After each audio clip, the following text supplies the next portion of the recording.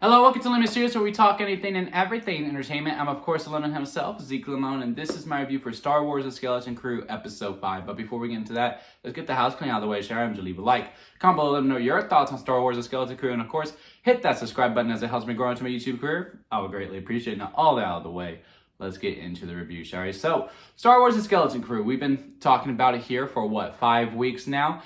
And I have really enjoyed the show so far. I just like this. It just feels fresh, right? It's a brand new type of Star Wars that I haven't felt in a long time.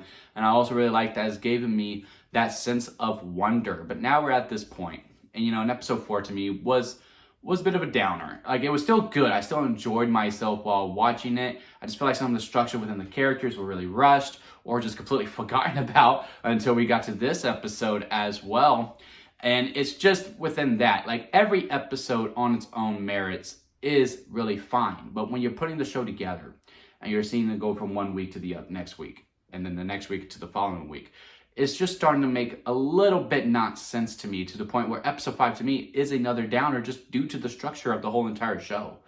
Now, I do like how, we're kicking off where the parents are still trying to fight to find their kids. They're trying to send the coordinates, they're trying to send them whatever for them to get home.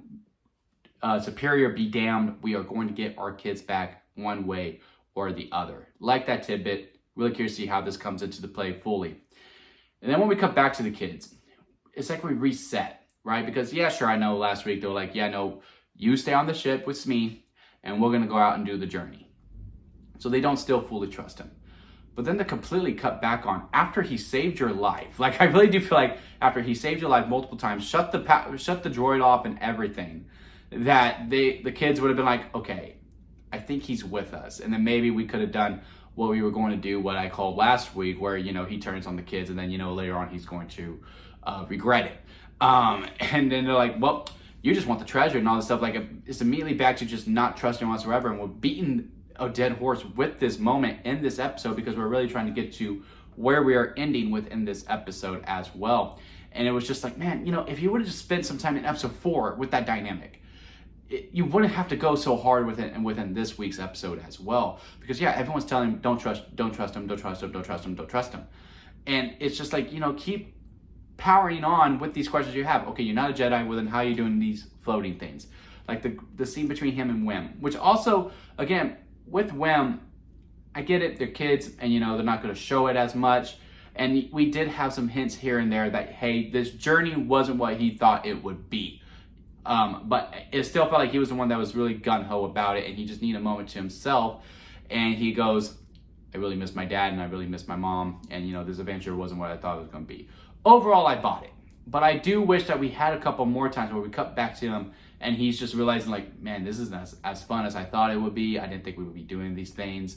He has that moment with the captain, with Fern as well, who was really frustrating me in this episode. Not the actress, just with what they were doing with her character. Again, with her just being so whiplash on, okay, now I trust him, now I don't trust him, and all that fun jazz. But, if he would have been like, if we didn't have that moment with the captain, and, he's like really sad about it, like, man, I would have thought I would have been the captain, and, I would have been doing all these different things, and, it's just not as fun with it. And he has this moment with Jude Law. And he's like, yeah, just forget about it. And, that's just, that's kind of what kept him moving, and, that's what's going to help Wim move on too.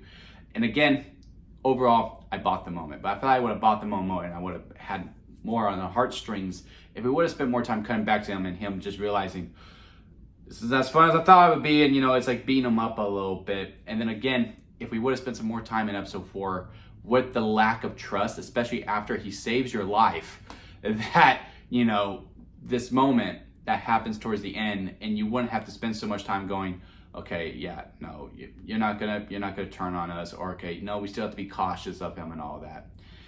Smee gets up. I actually like this moment. Yeah, sure, it kind of undercuts everything we did at the end of episode 4, but I didn't mind it, where he just gets up and he goes, I'm not gonna hurt you. You're my captain. It was a spare moment, my bad, and he just breaks free from the rope, showing like, hey, I could have hurt you at any point of the time, but you can trust me. And they go through. They get on this planet where it's like a spa, and Smee's like, we destroyed this thing. How's it running so smoothly and all that? And we have these wacky antics where they're like wise people and all of that, but the person knows, like, hey, these are kids aren't supposed to be on here. And they get on. I kind of would have liked it if we would have just kept Jude Law and Smee onto to do the adventure, and then the kids realize, or while they're sitting there like waiting, like, man, we can't just wait on this guy. We can't fully trust him. Let's go out there and let's try to figure out ourselves as well. And they go on their wacky antics instead of him being along for the ride.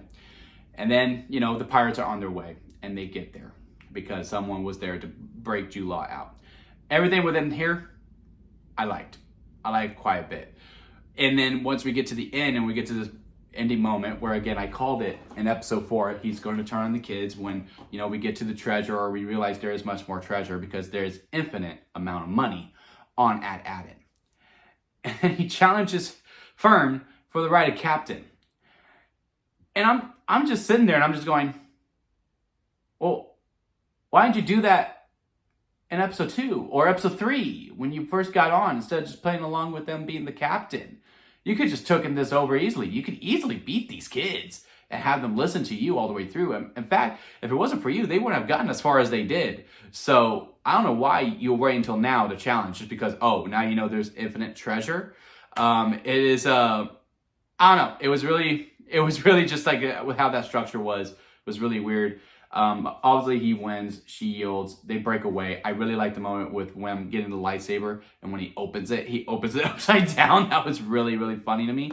And I guess we're still going along this ride that maybe Jude Law is a Jedi because he does get the lightsaber, and then, you know, he turns it on before we cut to black.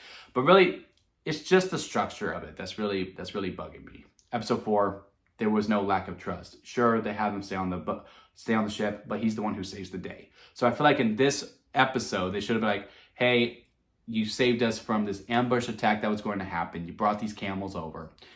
You also saved us from Smee because he was about to kill us all, but you shut him off.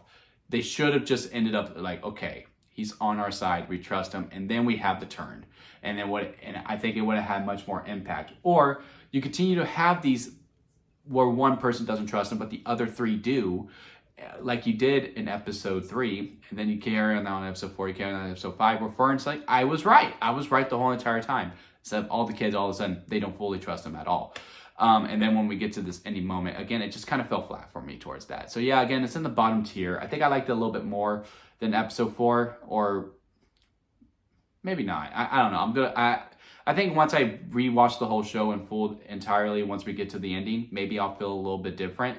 But right now, yeah, still enjoying the show. I'm still having a lot of fun. Again, every episode on its own merits, separately, it's good. I think every episode is a positive. But when you take every episode and you converge them into one story, which it is, then yeah, you know, some of the moments just fall a little flat for me, and it's just within the whole cohesion of it. Is whereas I'm starting to see the struggles a little bit, but still very much enjoying it. Leave a like if you made it this far within the review. I do greatly appreciate it. Leave a comment below. Let me know your thoughts on episode 5. Maybe you see it a little differently. You'd be like, no, Zeke, well, you know, this all makes sense because of this and this and this and this. I can always change my mind. You just got to give me evidence for it.